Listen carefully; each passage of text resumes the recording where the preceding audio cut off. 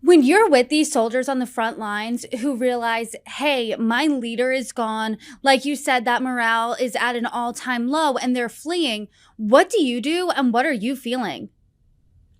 I remember, at that point, it's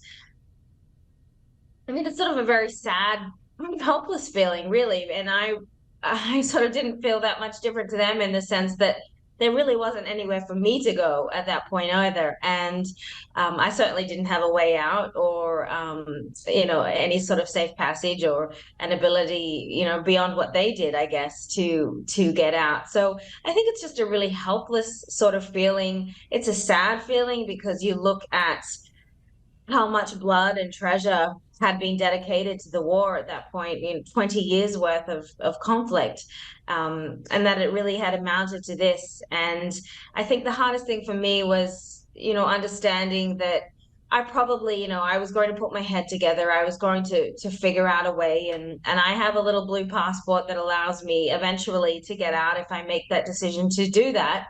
But the people living there, they don't have that luxury of being able to leave, and so for them, it's the stakes are much higher, and they have to spend the next chapters of their lives sort of dealing with this very new reality. So just all around, it's a very strangely quiet, sort of somber experience. It's not sort of explosions and things that we think happens in a fall. It happens quite seamlessly and without a lot of fanfare, and in some ways that it makes it all the more haunting.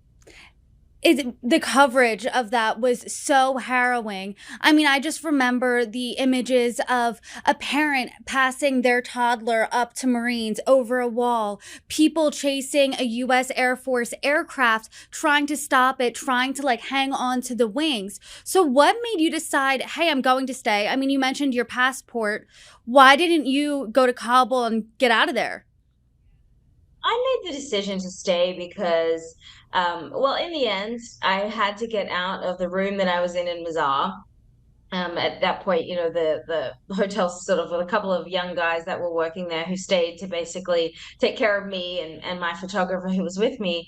They were very scared. They'd worked for Afghan intelligence previously, and they were scared and wanted to go home. And the Taliban was sort of persistently trying to get in downstairs. So I started to feel I didn't want to burden them or become a threat to them any more than I already was. And, food was starting to run out and that sort of thing. So several days into it, I made the decision that I would contact the Taliban. And I knew I sort of had an intermediary that was able to help with that. And I would just have to kind of take that risk of telling them who I was. And at that point, we didn't know how they were going to treat a woman, a Westerner, a reporter. So it was a gamble, but I felt confident enough in that was really my only decision. I'd have several talks with the US State Department and other avenues, and it was very clear to me that there was no other sort of viable option at that point. So I made that decision to contact several elders who came, and I had to sort of get into their car and then when I started to talk to them, they were surprisingly open to having a journalist there. And they were very, at that point, and things have changed a lot now, but at that point, were very keen to try to sell this narrative that the Taliban was very different to the Taliban in the 90s.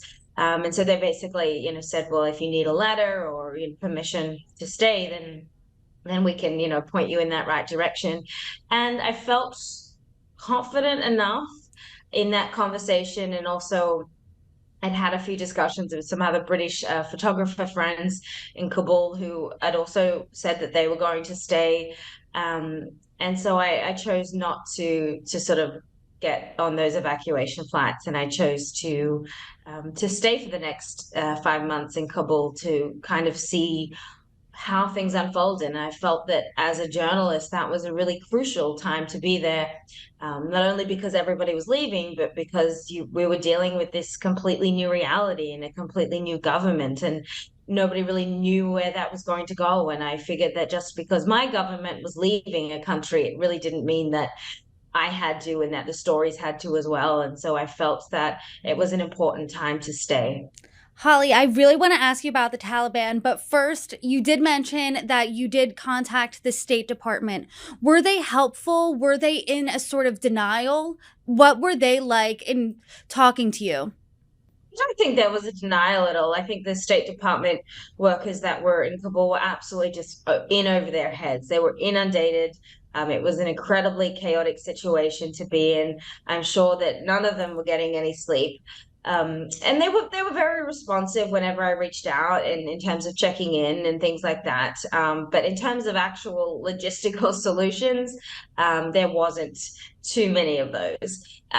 However, there was, one, wonderful diplomat that I worked with a little bit in Tashkent in Uzbekistan, who also helped facilitate that sort of initial opening with the Taliban. And to my surprise, when I did say to my point person that I was speaking with, I think I need to contact the Taliban. I think this is the best way to do it.